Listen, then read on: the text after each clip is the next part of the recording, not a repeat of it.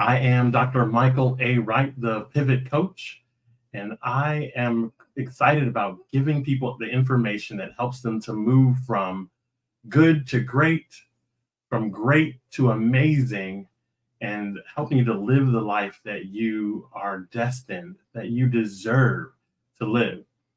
Tonight, I just wanted to jump in and do a little bit of a reflection on a training that's going on right now on coachmethod.com. The training is the Happiness Choice Program, and that training is continuing for the next 10 weeks with uploads every week, multiple uploads every week of the content for the course.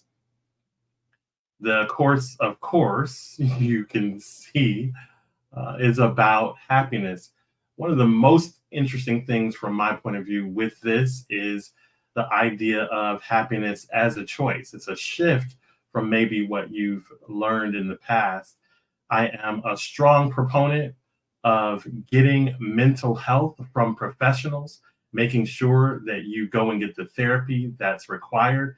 If you do have a diagnosable or a diagnosed condition that is in the realm of depression and anxiety being the most common ideas that need to be addressed with professionals. And there is the support that goes along with that. There are the lifestyle habits that go along with that, including nutrition and your physical activity that go along with that. There's also the mental habits, the mindset. And that's what this really seeks to address is the mindset that goes into the choice for happiness. But overall, this is a choice for holistic health and well-being. So I want to get into the foundation, a reflection on the foundation and the learning objectives that are presented in early in the lesson. This is lessons 1 and 2. So the happiness choice introduction begins with these learning objectives. For me, the big takeaway is really a definition of happiness. And you can read what I've placed on the screen here. The big thing here is the designation, the distinction between external factors and internal factors. And you'll see that throughout the training and throughout the text, which, by the way, is available on Amazon as a Kindle download. And I believe that's still free right now, or it's 99 cents. So either way, you're getting a very good deal on that download.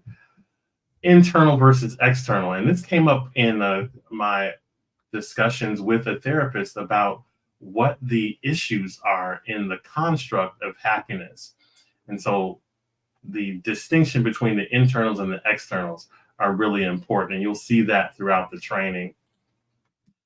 The big thing here is to focus then on the internals first.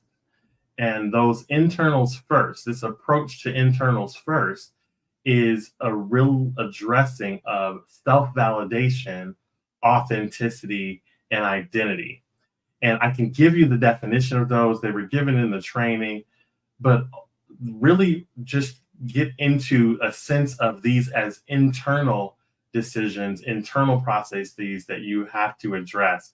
You're thinking about self-validation and making sure that you can say definitively that you deserve happiness, that you deserve progress, that you deserve an engagement in the world. Authenticity is truly about being yourself. And then identity is knowing what that self is. I find with so many of my clients that I coach in these areas and other areas for holistic wellness, that you're asking the question, who are you? And helping them to develop that I am statement. And they have real trouble with that. It's not always easy to present and articulate who you are as a person, the identity. That's critical, because then how can you be authentic if you don't know who yourself is, and then how can you validate that if you don't know? Well, it's important also to recognize that there are detractors that keep us from getting there. The self questioning, the self doubt, the obligation, those pieces tightly related to conformity, and they no doubt lead to stagnation, this paralysis that you feel, not just the depressive kinds of things that keep you in bed all day, but the real and true and imminent fear that makes you feel like you can't move forward. There isn't an idea. You aren't creative. These are these negative thoughts that are very real for people and must be addressed. So, how do you address them? That's the critical contribution that this training is making. And I can definitively tell you that there are essentials that you want to engage with.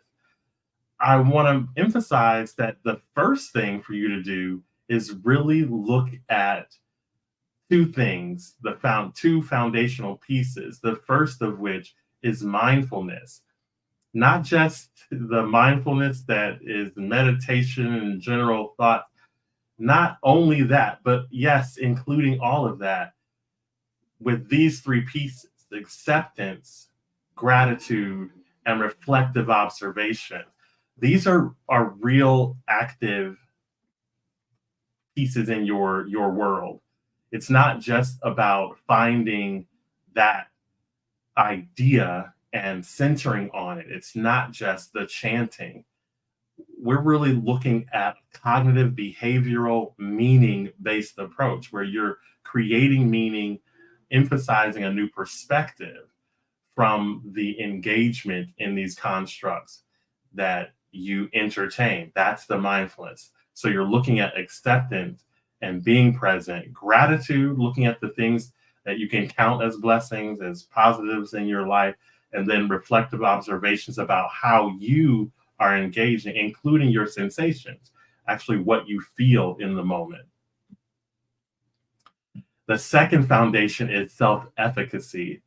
This is something that I required in courses that I taught for students to define. I wanted them to understand what this is. As a social work professional, you need to understand how to engage people to activate not only their self-determination, but their self-efficacy. Self-efficacy is the movement beyond the determination of a direction, adding in the empowerment to be able to choose. So as you can see in the definition, belief in your ability.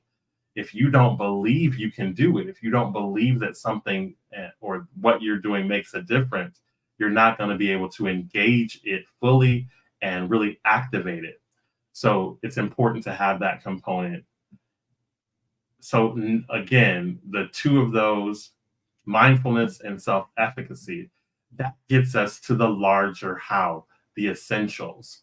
And you can see those: vision, alignment, choice, discernment, balance, inspiration, and value.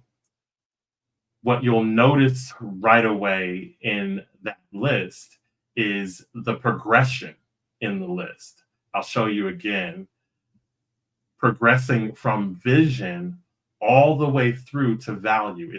It's a step-by-step process of building what you need to see, what you need to cultivate in the context and supported by mindfulness and self-efficacy, and developing these skills, as it were, within your quest for happiness. Thank you for your time and attention. I have been and continue to be Dr. Michael A. Wright, the Pivot Coach.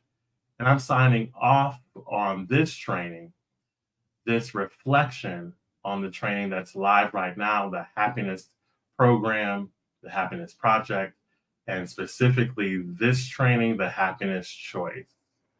Thanks for listening.